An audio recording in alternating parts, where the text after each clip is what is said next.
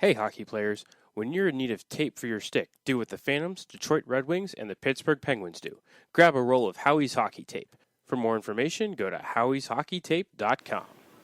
Back for segment number 2 of this week's episode of Inside the Glass, and we are joined by head coach Brad Patterson. Brad, welcome to the show. Thanks for having me. So, Brad, final thoughts on this past weekend's games against the U17s?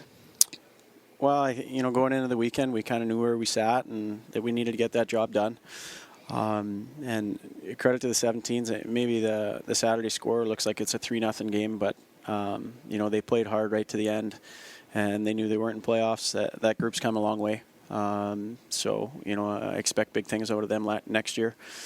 But for us, I thought we needed to keep the game simple and cut the mistakes out of our game, and I think the guys did that over the course of the weekend, and we're able to contribute in different fashions. There was a ton of energy, a ton of life in the room. Obviously, when we walk in Friday morning, there was that buzz of maybe having a little extra life, and the guys seized it and took advantage of it, and it's carried over into the week of practice here, and I'm very excited, as the guys are, for this weekend. After realizing that the Gamblers did fall on Thursday night, did that give a little bit of a boost for the guys, knowing that they had that much of a chance to get in? Yeah, for sure. You look at, you hear the quote, I'll probably misquote it, but you don't know how much you value something until it's kind of taken away from you. And, the guys, over the course of a few weeks, there was a lot of ups and downs. And then to realize, hey, we might not be able to get there. When the guys showed up Friday morning and, sure, we needed some help. But the energy was, you could tell as soon as you walked into the dressing room at 9 a.m. that the guys were jacked up and ready to go that night. And, that carried over for, till now, really. We didn't skate Sunday, but I probably got more texts from the guys on Sunday about different stuff than I have all year. There's been a ton of energy, as I said, in practice all week here, and the guys are excited to get on the road here tomorrow and out to Chicago. So just recapping the season a little bit, we had those ups and downs of the season, not sure what was going to happen at the end, but any final thoughts on the regular season? Well, I look back at it, and there's a lot of different thoughts that I have. I always take notes.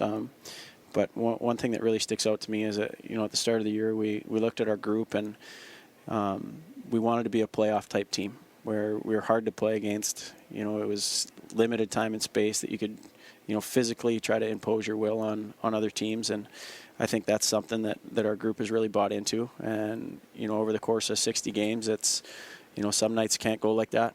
But we weren't built to go 60-0 in the regular season. We were built for playoff-type atmospheres, playoff-type games, and we gave ourselves the opportunity to succeed here as we push forward. And we look at this weekend to play Youngstown Phantom hockey, and when you do that over the course of the year, the guys should be confident in the fact that when we do that, it doesn't matter who we play against, that we can have success.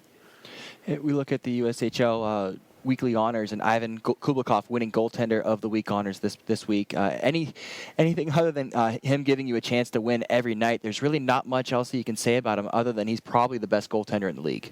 You just took the words out of my mouth. I mean, I've talked to a lot of pro teams lately and different people. Ivan, there's no question to me, is the best goalie in the league, and that's a day in, day out thing. It's not a game night thing. That's a Monday through Friday and weekends. He's great with his teammates. He's actually, I know early in the year we said he didn't understand a lot of English. He will actually dictate conversations now, and he can have one-on-one meetings and everything's understood, and he's been awesome. He's great around his teammates. There's no question that he's had a huge part in our success over the course of the year. And he's also been tremendous in the fact that we have a younger goaltender that maybe he didn't get as many games as I referred to last week. With his injury situation there in January after we added him. But for Britt to come in and see Ivan and the way he carries himself and how he does in games, how he does in practices, I think it's huge for not only our program right now, but moving forward as well.